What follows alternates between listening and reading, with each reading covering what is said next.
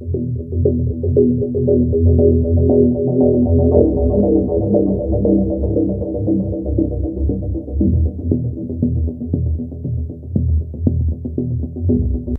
was looking forward to fly across the Sahara Desert because he knew he had to in order to go to where he was going in Africa. Everything was going smoothly and the flight was even practically turbulence-free. He sat back and read a book, enjoying the flight. When the plane reached the Sahara Desert, he admired the view out of the window, which was beautiful. It was a dream come true for him, as he always was interested in deserts growing up. He wondered what would it be like actually down there walking around. Suddenly the plane made a certain jerk. Everyone got a start, but when the plane started flying as normal again, they relaxed again and enjoyed the flight until a few minutes later there was a huge explosion and the plane made a dive into the desert. Within what seemed like minutes but must have been only seconds, the plane crashed into the desert. There was another big explosion and sounds of the passengers screaming.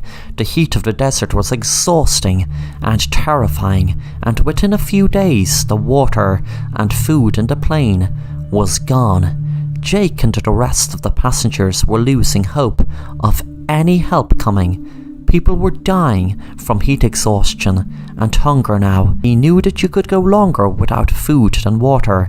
Well, he thought so anyway. He was feeling confused, as so were the rest of the passengers. Everyone survived the crash, but now ironically they were all afraid they were going to lose their lives from hunger and heat exhaustion. "I have an idea how we can get food." Everyone looked at him, wondering what he was going to say, anxious as to know what glimpse of hope he could possibly provide by saying he had an idea how to get food. Then he spoke again. "There is a coffin on the plane. It is being brought over for a funeral." Everyone sighed in disgust, but within 30 minutes, the passengers gathered around the coffin, ready to start eating the corpse. Thanks for watching The Assassin Rapper, and if you enjoy the content then make sure to subscribe and hit the bell to be notified of new content.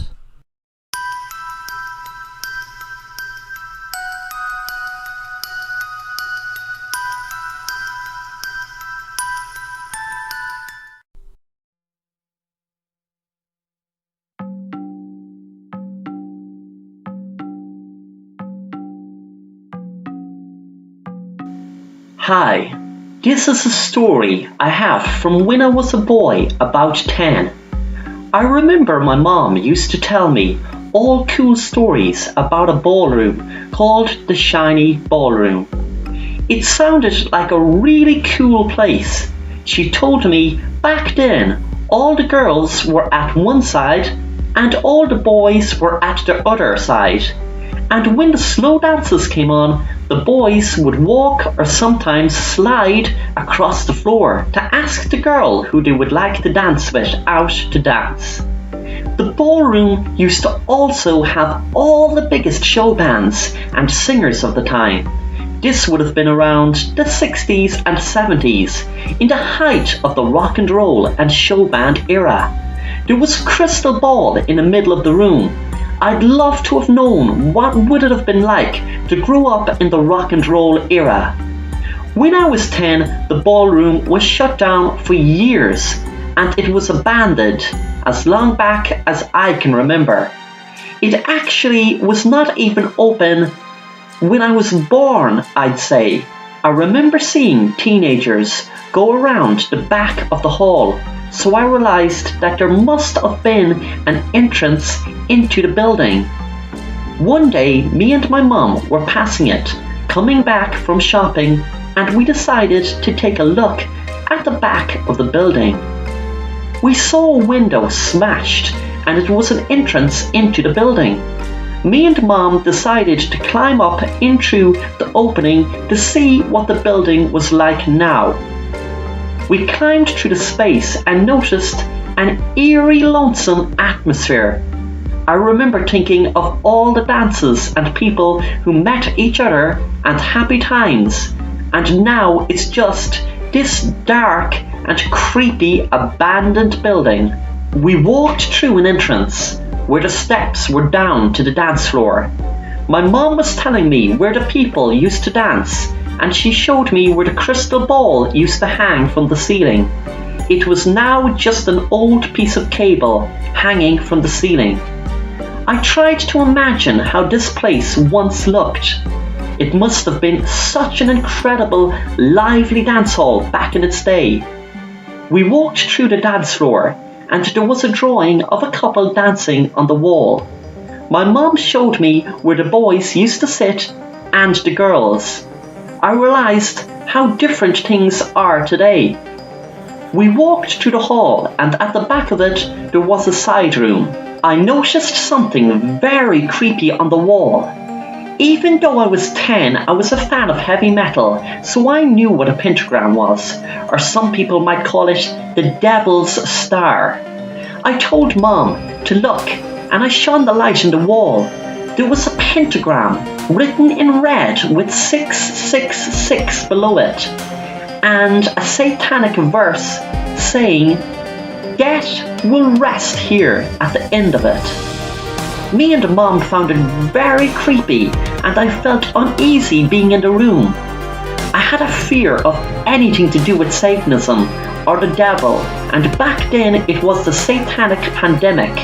Loads of stories were breaking on the news about different things linked to Satanism, and I was only a kid, so it freaked me out totally. I often think I would have loved to have taken a photo of that verse on the wall. You might wonder why, but it will make sense in the end of this story. It was a creepy experience, but years later was when it got a whole lot creepier. When news broke they were going to build a funeral home on the exact ground of the dance hall, exactly where the verse was written that said, "Death will rest here." The funeral home now has been built for years, and the coffins lie exactly in the same spot as the verse was written. That's why I would have loved to have taken a photo to see exactly the words, "Death will rest here." Of all the places they could have built a funeral home, I felt it so weird and creepy. They built one on the exact same place. There was a satanic verse written on a wall saying, "Death will rest here."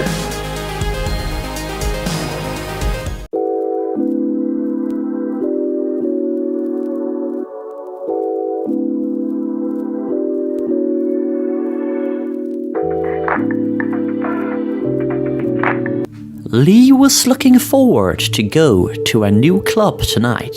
It played his favourite music, drum and bass, and he was really looking forward to letting go after a hard week's work. He used to look at dancing to drum and bass as a workout, especially when he stopped taking drugs a year ago. When he got to the club, he was dancing with his friends and really enjoying the thump of the drum and bass in the club.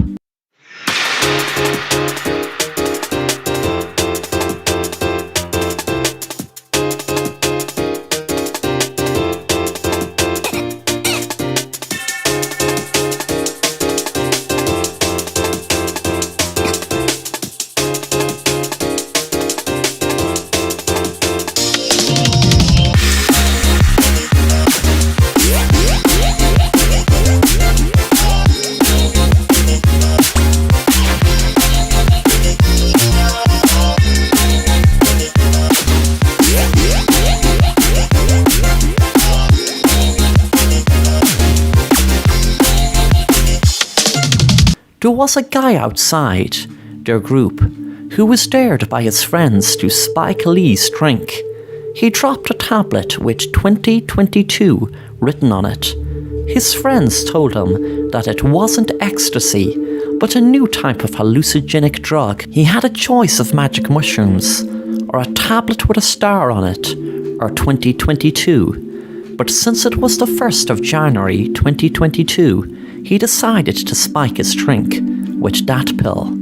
After a while, Lee was coming up on the trip, and he felt great. His friends didn't even realize until after an hour it was obvious he was on a very, very bad trip. Suddenly the club became like a dark woods, and his friends were replaced with demons. This was all in Lee's head, of course, but there was no point in his friends saying that. When he was outside the club instead of it being night, it was like he was in the middle of all colours, floating around, spinning around. He couldn't make sense of it, but it was terrifying him. He was inconsolable. No matter how much his friends tried to talk him down from the trip, they couldn't. They expected the next day he would have a very bad come down. But the real nightmare came when they realised he didn't come out of the trip. A whole week later, it was then he was put into a psych ward for his own safety. When the guy who spiked Lee's drink heard about what happened, he couldn't believe that he was still tripping. And he couldn't believe it that it was true. Whoever took that pill would be on a trip for all of 2022. And to make it worse, Lee was on a very, very bad trip. Thanks for watching The Assassin Rapper, and if you want to stay up to date on new content, then please subscribe and be sure to hit the bell to be notified on new content.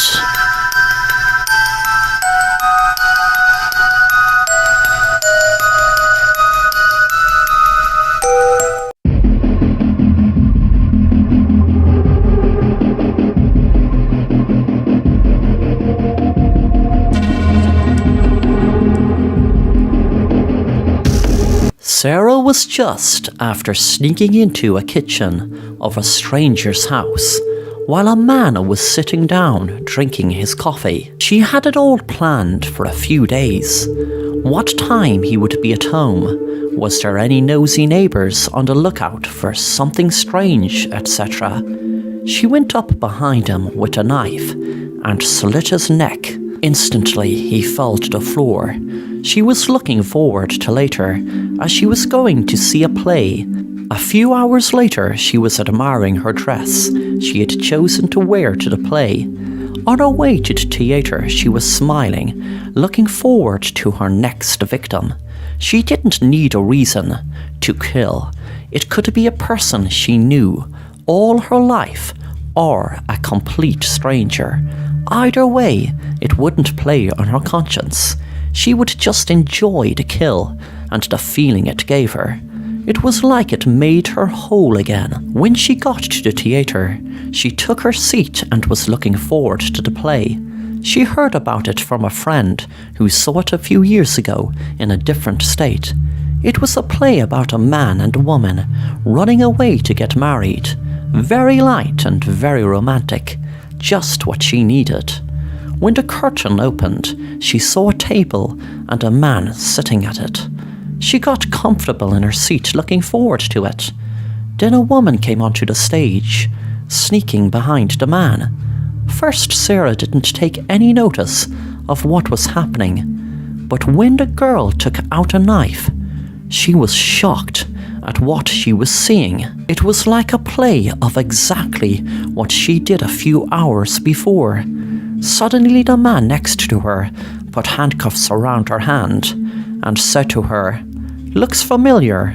You were under arrest for the murder of someone you neglected to find out had CCTV all over their home. I'm sorry, but it looks like you're going to miss the play." The first thing the woman said was, "It was not me. It must have been my twin sister." Then the cop said, "Well, Why do you think we went to all the trouble of doing this scene in the play? I'll tell you why. To get your reaction for proof that it was you. Thanks for watching The Assassin Rapper, and if you want to stay up to date on new content, then please subscribe and be sure to hit the bell to be notified on new content.